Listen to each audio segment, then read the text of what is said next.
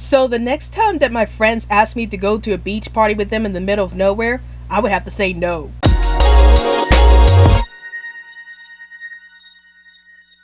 Hey everyone, this is Rabbitearsblog and welcome to my in-theater movie review series. So today's in-theater movie I'll be reviewing today is The Babysitter Killer Queen. And before I get into my thoughts about this movie, here are a few words from the channel.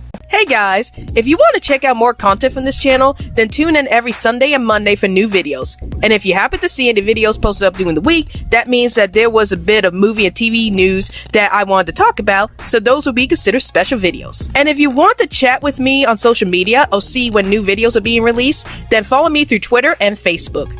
And also, please feel free to join the new Facebook group, Rabbitearsblog Reviews 2.0, where we talk about movies, TV shows, and video games with other fans of the genres.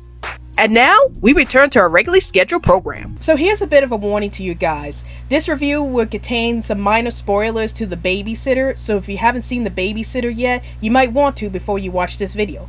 However, if you have seen The Babysitter and you want to know my thoughts on this movie, then keep watching. The Babysitter Killer Queen is a sequel to Netflix's 2017 film The Babysitter, and the film takes place 2 years after Cole has defeated his babysitter Bee when she tries to kill him. And it turns out that Cole is being teased relentlessly at school because he tries to tell everybody about what happened that night, but nobody believes him, except his love interest Melody, who did show up in the first movie. So one day, Melody decides to invite Cole to a beach party, and Cole decides to take the offer.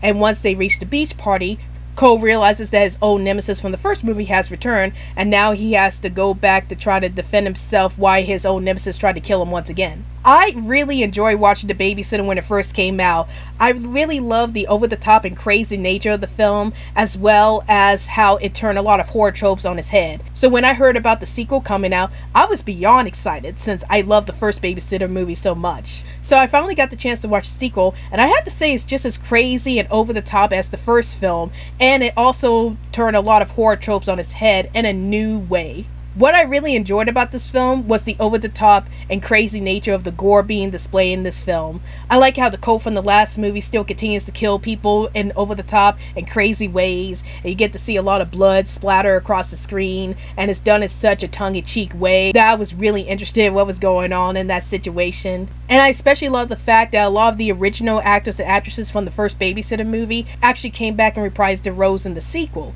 because normally when you watch a sequel to a film, a lot of the original actors and actresses don't really come back to reprise their roles, but not so here. They all came back to reprise their roles, and they were just as crazy and entertaining as they were in the first movie, and I really enjoyed that aspect of this film. I also enjoyed Cole's character growth in this film.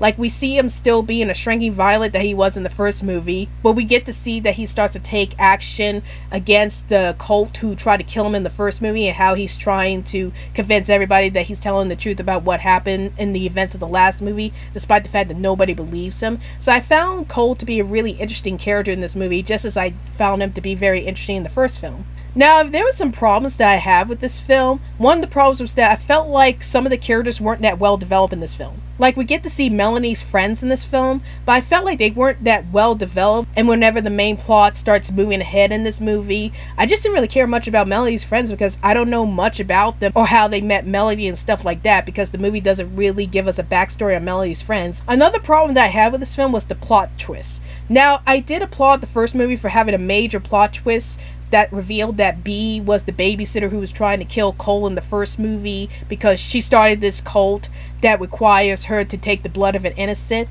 so she could get her wish. But with this movie, the plot twist about who's the real bad guy and who's the real good guy just came out of nowhere for me. Like, there was no build up to it. There was no reason for this character to turn out the way they did. Like, the movie didn't really explain very well about why this character turned out the way they did. And I wish that the movie explained this character a bit more so I can get why this character did what they did throughout the film.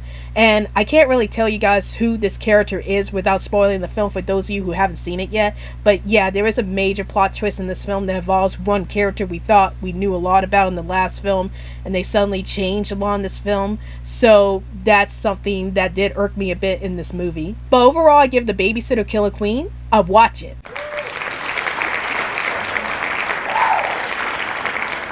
I really like the fact that it took place after the events of the original movie. Like, most sequels don't tend to do that. or at least if they did that, they don't do it that well. But I felt like The Babysitter Killer Queen was one of the few sequels that manages to follow up in the sequel in an interesting way, and I had to applaud the sequel for doing just that. It was also great seeing the original actors and actresses from the first Babysitter movie come back to reprise their roles in this movie, and I think that their acting was just as good here as it was in the first movie. And hopefully they might make a third Babysitter movie down the line, who knows. So that's my review on The Babysitter Killer Queen, and tell me in the comments down below, have you seen The Babysitter Killer Queen? And if you have, did you like the movie? Did you hate the movie? Have you seen the original Babysitter movie?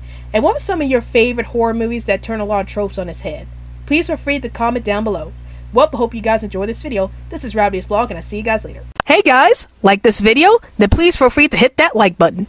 And also, hit that subscribe button for more content about video games, movies, and TV shows from this channel. And now, let's roll the credits, please.